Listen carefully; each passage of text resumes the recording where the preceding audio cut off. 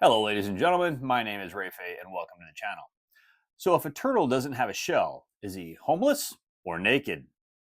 Today, we're going to continue our journey of Ultimate Railroads, and we're going to take a look at American Railroads. Now, this is a game that's designed by Helmut Oli, and it's published by Z-Man Games.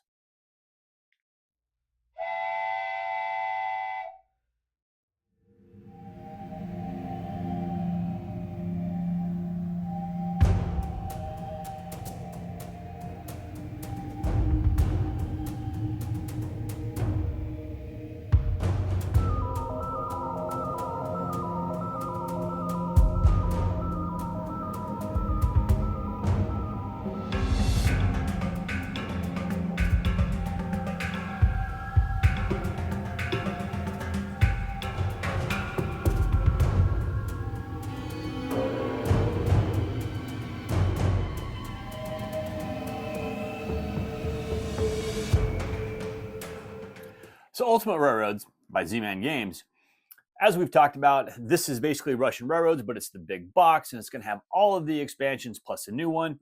We've already talked about Russian Railroads, and we've talked about German Railroads. And now what we're going to do is we're going to look at American Railroads. All right, now this is one of the big expansions that came out for it, but now luckily it's inside of this box. It's going to add a whole new player board and everything else. So what I'm going to do is I'm going to kind of go over what this expansion offers to the game, and then I'll give you my final thoughts. So to set up the game, basically set the game up like you normally would a regular game of Russian Railroads with these following differences. What you're going to do is you're going to take the player board for the American Railroads, and you'll know it's American Railroads because it's going to have the big, well, American flag on it. All right. And you're also going to be able to see the Salt Lake and, line and everything else on that. Okay. But you're going to take that, you're going to put it down. You're also going to take your bottom board, your factory board, and you're going to want to put it so it's got the American side up. And you're going to know that because it's actually going to have two different lines for your wrenches to go down. All right. You're going to get a couple more extra tokens, your little round idea tokens. You're going to get two more of those, put those off to the side. You can build those as well. You're also going to get a golden spike token, which you can potentially build based off those little tokens. Put that off to the side. You're going to get three little stock tokens. Okay. Now there should be enough for 369. There's 12 of them in the box. So every player is going to, in a 4-player game, is going to get three of them. There's only certain places you use them. I'll cover that in a minute. Okay. Put those off to the side.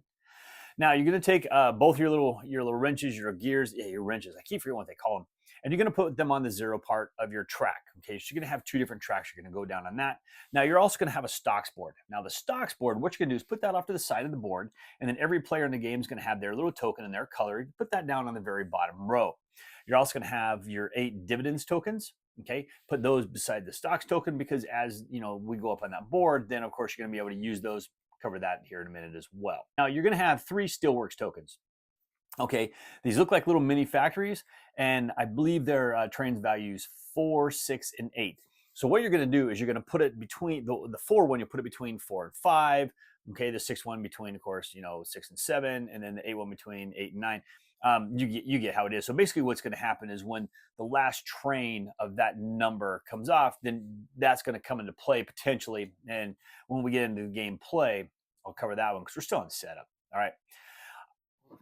That's basically it. Okay, so that's your setup of the game. Once the game is entirely set up, you're going to play the game like normal. And there's only a few different things that we have to deal with in this game. All right. Oh, and I did forget about, we do have the little blasting tokens. You're going to have these little boulders. They're going to go on 2 spaces you board, one on the factory board and one down on the bottom line. Okay.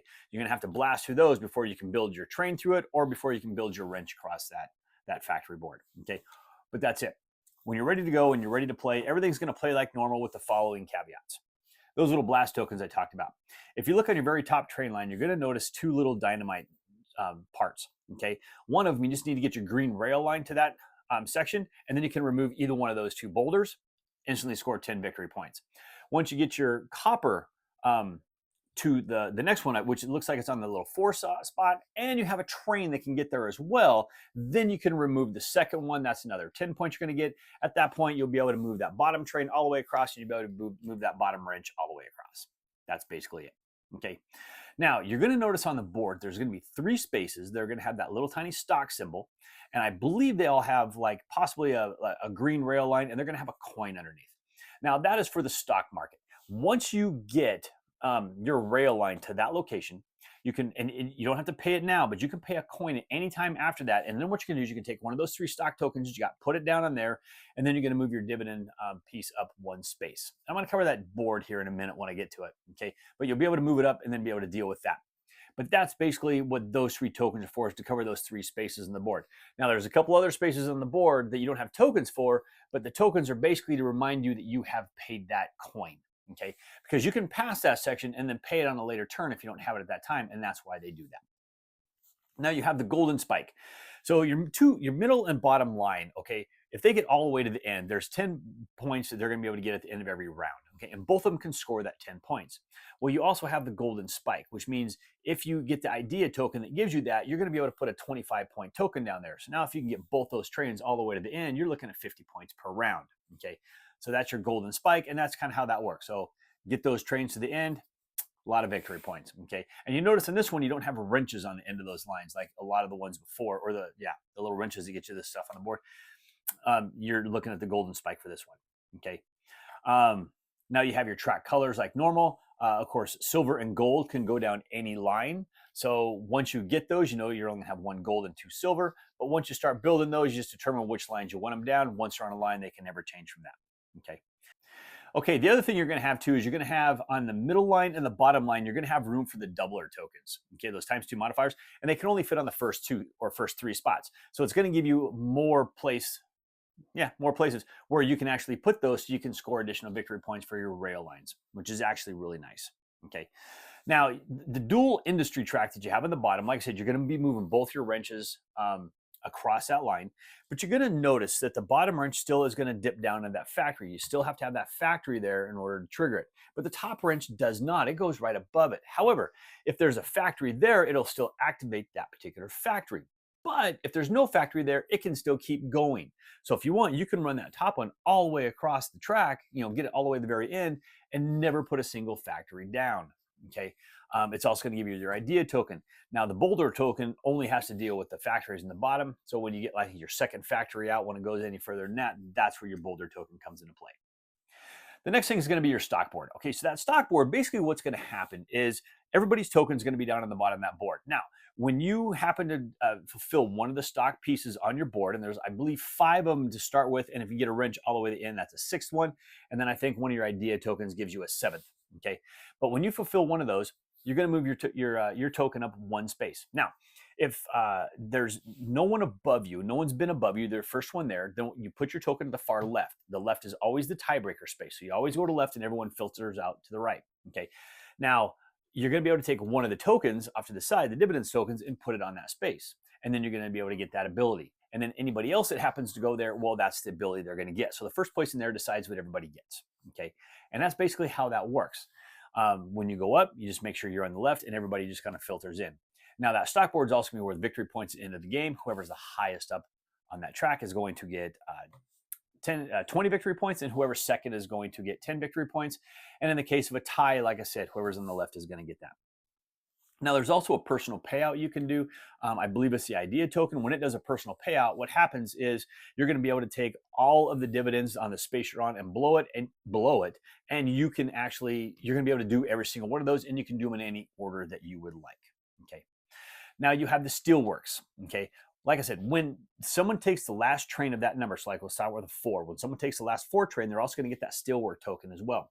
Now they can take that and they can put it down as a factory on the back side. All 3 of them are going to give you just move the brown line train 1 space, or you're going to have the payout. I think that's the global payout or general payout symbol on the other side of it. Okay, you can put it as that, or you can just get rid of it. Put it in the box, don't even deal with it all. So say you're not doing anything with the stock board and you happen to get it, well, you don't want it, get it away, okay? Basically what that's gonna do is, if you put that on the general payout side, once you get your wrench, or whoever has it and gets their wrench to that space and out, then you're gonna do a general payout. So starting with whoever's turn it is that triggered it, and then going in turn order, they're gonna be able to do a payout on that stocks board from where they're at and everything below, and they get to do them in any order they want, the next in line. So if it's the 3rd person that did it, then the 4th person goes, then the 1st person, then the 2nd person, and everybody's done. And that's basically your general payout. Okay. And that's basically it. So that's all the different stuff that this expansion is going to offer. The game is playing basically the same. It's just giving you more places to move your factory line. It's giving you those steelworks, so that way you're going to be able to use that stock board, so you can try to get the dividends on that. It's going to help you try to move things along the board. But the game still plays basically the same on top of that. Whoever can, at the end of all the rounds, whoever has the most victory points wins. Ultimate Railroads, American Railroads.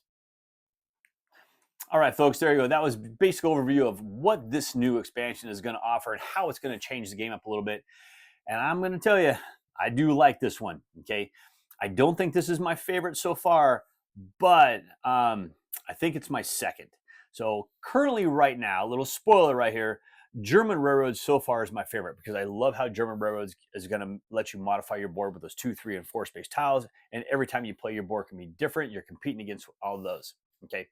You don't have that in this one, but you have that dual wrench. The dual wrench in that factory tile, I absolutely love that because there's some times when you want to get a wrench, but you can only go one space or you can't go any, and you can't move that other one, okay? This allows you to always be able to have a wrench that you can move. That's the one nice thing I do like about that. So you don't have to say, well, I can't take the space because I can't do 2 wrench movements, okay? Well, now you pretty much always can unless you get one all the way down to the end.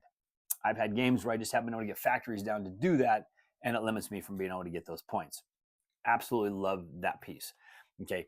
The other piece I like is I do like that golden spike. I do like how the middle line and the bottom line share that little victory point spot at the end. If you can get them all the way down and all the way to the very end, you're going to get that 10 points apiece.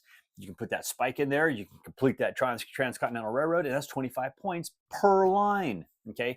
So like I said, 50 points. That is huge. Okay. Absolutely huge if you can get that. Plus, if you can get the other token, that's going to get you, what, another 20 points by having your green rail line on the middle. Oh my gosh, you can get 50, was it 75 points just for that right there. That is an enormous amount of points. It is insane. We've had some of our boards score like 100 and some plus points per round because of all the different things that we can actually do on this board. Totally good. And the last main thing I want to talk about, I'm kind of going through my notes and stuff right here. The last main thing I want to talk about is I want to talk about that stock board. The stock board is one of the things that some of the people in my group play on. They utilize it. Some of them don't. Some of us competed against it. Some of us didn't. It's another way to score points, but it doesn't break the bank or anything like that. It doesn't really change stuff enough to where it's going to make it, like, say, overpowered to something else. Okay. I know in the last game we played, I think I went heavy on the stock board. The guy that won did not. I think we're 12 points different. He had his gold rail lines out. I didn't even have my silver rail lines out, but we were still really, really close. It's just how we played the game. And that's one of the things I love about this game is, man, you can take different strategies on this game, and it's a very competitive game every single time you play it. And that's what's really cool. But that stocks board, being able to move up that board, and if you're the first one to a line, you can actually take whatever it is you want. Okay, you got the choice. So maybe you need just a particular track color has to move, or maybe you just want the 5 victory points, or maybe you want a wrench movement because it's going to allow you to do something else, which is going to trigger something else, and you do these big combos. And to me, that's the thing in this game is if you can get these little combos per turn and have this trigger this, trigger this, trigger this, it is entirely fun. Okay, it is just really fun being able to bounce all those off, and it can just be devastating to your opponents because they're like, oh my gosh, what is he doing? Oh, he's going to totally win. And you know what, you still lose or come in close or whatever, but it's really fun. But that stock board's really good like that. And I do like how those still works when you put those factories down, if you can trigger them and you get the general payout, and then you get to just take all those abilities one more time. Okay, just more ways that you can actually be able to move your wrenches, get points, or do something else. Okay, and that's what this game is. This game's a big giant point salad, but it's a whole lot of fun with that. Okay, absolutely love that. So much fun. Okay, like I said, I think this right now is probably German Railroads is probably my favorite right now. American Railroads, I'm going to go number 2, and then Russian Railroads is going to be my number 3rd. This just offers a little bit more that Russian Railroads doesn't have, but German Railroads, I really like those tiles. I really like being able to change my board up all the time. So much fun. Okay, well, there you go. I'm still highly recommend Ultimate Railroads. The more I keep playing these different expansions, the more I actually really enjoy this game. This game is so good. Still one of my favorite worker placement games, and I'm just so excited. I know I still have Asian Railroads left to do, and plus there's some modules in there. I just can't wait to get them to the table. Well, thank you once again for joining me today. As always, I please ask you to like this video on YouTube, Board Game Geek, Facebook, or even on X. please leave me a comment on any one of those platforms. I'll get to those comments just as soon as I can. And also, folks, if you like the videos that I do here, if you haven't done so already, I humbly ask you to click on that subscription button and even click on the bell and be notified when I drop new videos. And if you like the videos that I do here, I also post videos over on the Discriminating Gamers channel. Over there, we'll do some unboxings, some playthroughs, and reviews. I'll leave a link to Cody's channel down in the details below. So, how do potatoes get to the moon? They fly in space chips.